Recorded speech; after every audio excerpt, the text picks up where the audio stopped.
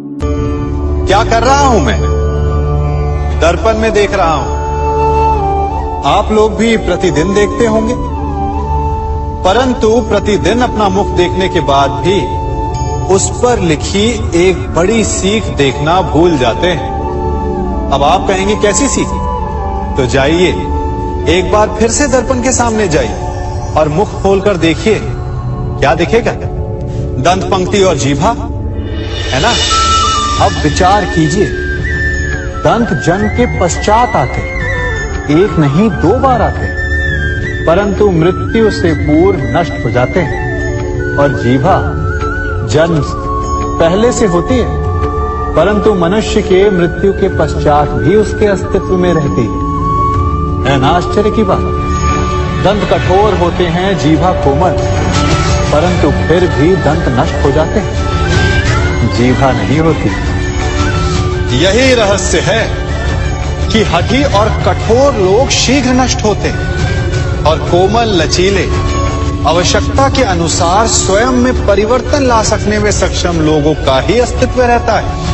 अर्थात परिस्थितियों के अनुसार स्वयं को लचीला बनाना सीखिए और आपका जीवन सरल हो जाएगा। संबंध एक सहारा होता है जीवन का, और संबंधी वो होते हैं जिनसे आवश्यकता पड़ने पर सहायता मांगी जा सके, जिन पर विश्वास किया जा सके कि बुरे समय में वो हमारे काम आएंगे। कभी ऐसा भी हुआ होगा कि आपके पास कोई सहायता मांगने आया, या ऐसा भी हो सकता है कि आप किसी के पास सहायता मांगने गए हैं, परंतु प्रश्न ये उठता है कि क्या केवल किसी के मंतव्य में उसकी सहायता इसीलिए कर देनी चाहिए क्योंकि वो आपका संबंधी है? अब आप कहेंगे कि ये कैसा प्रश्न हुआ? तनिक सोचिए, एक अस्त्र बनाने वाला जब अस्त्र बनाता है तो ये अस्त्र किसको देना है उसका अधिकार उसी के पास होता है। वो चाहे तो ये अस्त्र किसी को भी दे सकता है, वो एक सैनिक को भी दे सकता है या एक डाकू को भी, और यही अस्त्र 2 भिन्न कार्य कर सकती है। यदि डाकू के हाथों में आ गई तो उसका भय दिखाकर वो लोगों को लूटेगा, निरपराधों का रक्त बहाएगा। सहायता करने वाले की भी अवस्था ऐसी ही होती है। इसलिए किसी की सहायता करने से पूर्व ये विचार कर लेना आवश्यक है कि किसे क्या, कब और कितनी सहायता देनी चाहिए कि उसका दुरुपयोग ना हो। यदि आपकी सहायता से कोई अधर्म हुआ तो उसके उत्तरदायी आप ही होंगे।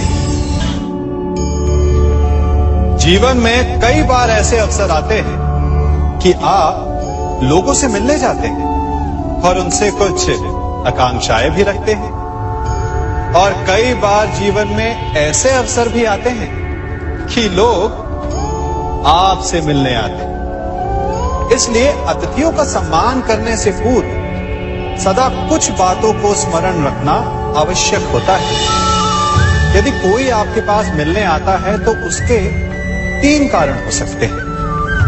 पहला कारण होता है भाव, दूसरा अभाव और तीसरा प्रभाव। तो जैसा अतिथि उसको वैसा ही सम्मान दे।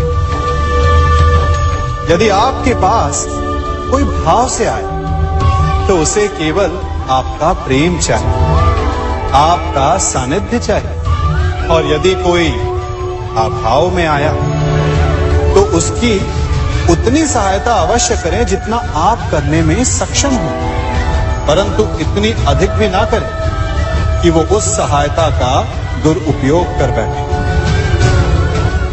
और यदि कोई प्रभाव में आया तो स्वयं पर अभिमान ना करें, क्योंकि कभी ना कभी जीवन में आप भी भाव, अभाव और प्रभाव के चक्रव्यूह में फंस सकते हैं।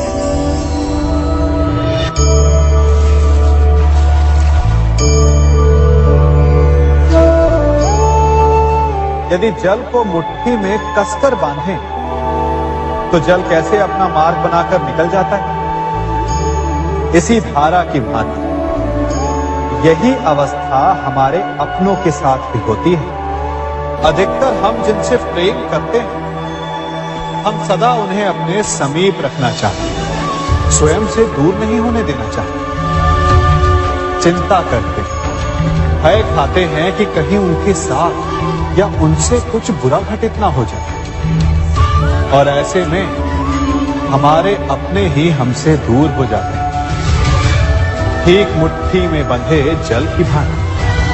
इसलिए जिनसे आप प्रेम करते हैं, उन्हें स्वतंत्र कर दीजिए, उनकी सोच को स्वतंत्र बनने दीजिए, उन्हें अपने मार्ग स्वयं ढूंढने दीजिए, क्योंकि आप सदा उनके साथ उन्हें मार्ग दिखाने के लिए नहीं रहने वाले। इसलिए अपनों के साथ अवश्य रहें, परंतु उन्हें बांधे नहीं।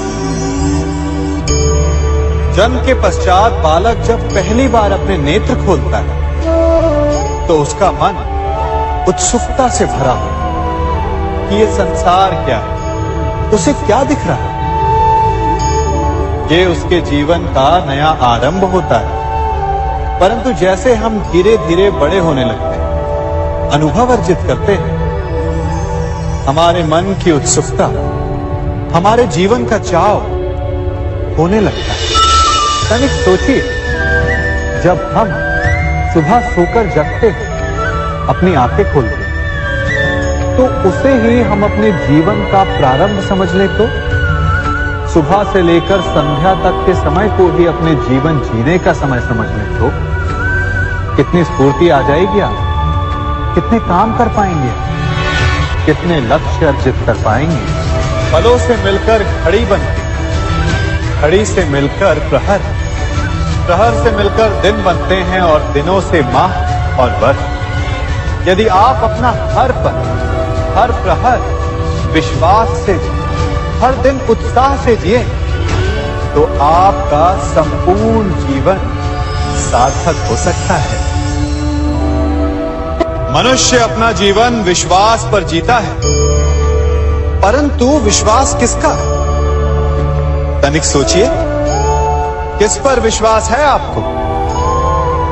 महापुरुषों की कही बातों पर, ग्रंथों में लिखे ज्ञान पर, माता पिता की सीख पर, या मित्रों के दिए गए निर्देशों पर, या फिर मेरी कही बातों पर? ये सब विश्वास अपूर्ण है जब तक आपको स्वयं पर विश्वास ना हो। यदि विश्वास करना है तो पहले अविश्वास करने के विज्ञान को भी सीखना चाहिए। आप किसी की बातों पर विश्वास न करें, आप अपने मन से पूछें, अपनी अंतर आत्मा से प्रश्न करें, और जो उत्तर मिलेगा वही सबसे उचित होगा। जब आप अपने मन, अपनी अंतरात्मा पर विश्वास करना सीख जाएंगे, तो नीति ज्ञान सब आपके भीतर से स्वतः उमड़ेगा। और यदि आप स्वयं पर ही विश्वास ना कर पाए, तो धर्म ग्रंथों में लिखे श्लोक, महापुरुषों की वाणी, माता पिता की सीख या मित्रों का निर्देश कोई भी लाभ नहीं दे पाएगा। एक पिता होने के नाते आप अपनी संतान के लिए क्या करते हैं? उसके लिए बहुत सारी सुविधाएं जुटाना, बहुत सारा धन कमाते हैं, है ना? और क्या आपको ऐसा लगता है कि यही उचित है आपकी संतान के लिए? इस पंछी को देख रहे हैं, ये भी संतान को जन्म देता है, उन्हें पालता है, पोसता है, उड़ना सिखाता है, और भोजन का प्रबंध भी करना सिखाता है। परंतु उनके बड़े हो जाने के बाद उनके लिए अलग से घोंसला नहीं बनाता। क्यों? क्योंकि यदि इसने संतान को सब कुछ करके दे दिया, तो संतान क्या करेगी? वो अपनी संतान को तब तक भोजन कराता है जब तक उसकी संतान स्वयं भोजन का प्रबंध करने में सक्षम नहीं हो जाता। और उसका लाभ यह मिलता है कि उसी की भांति उसकी संतान आत्मनिर्भर बनती है। इसलिए अपनी संतान को उतनी ही सुविधाएं दें जितनी आवश्यक है। मोह को त्यागें। आपका उनसे मोह उन्हें कभी आत्मनिर्भर नहीं बनने देगा।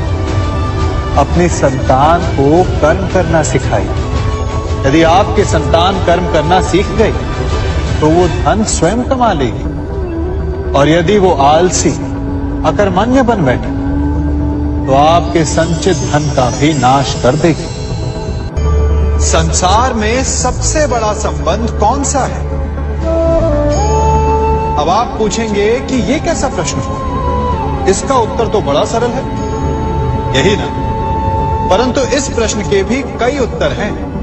कोई कहेगा माता और पुत्र का संबंध, तो कोई कहेगा पिता पुत्री का संबंध, तो कोई पति पत्नी का, और तो कोई भक्त और भगवान का संबंध।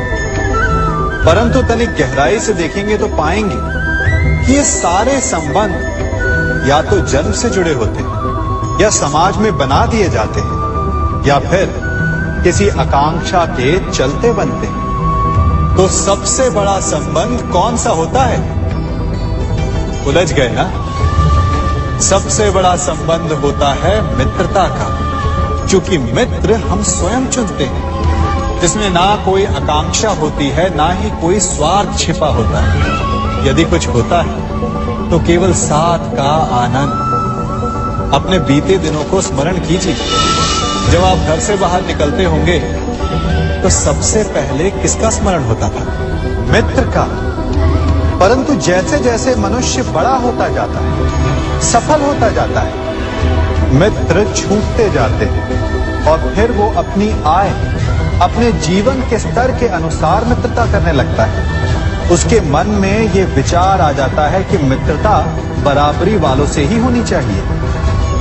यही सोच अनुचित है, क्योंकि मित्रता बराबर वालों से नहीं होती।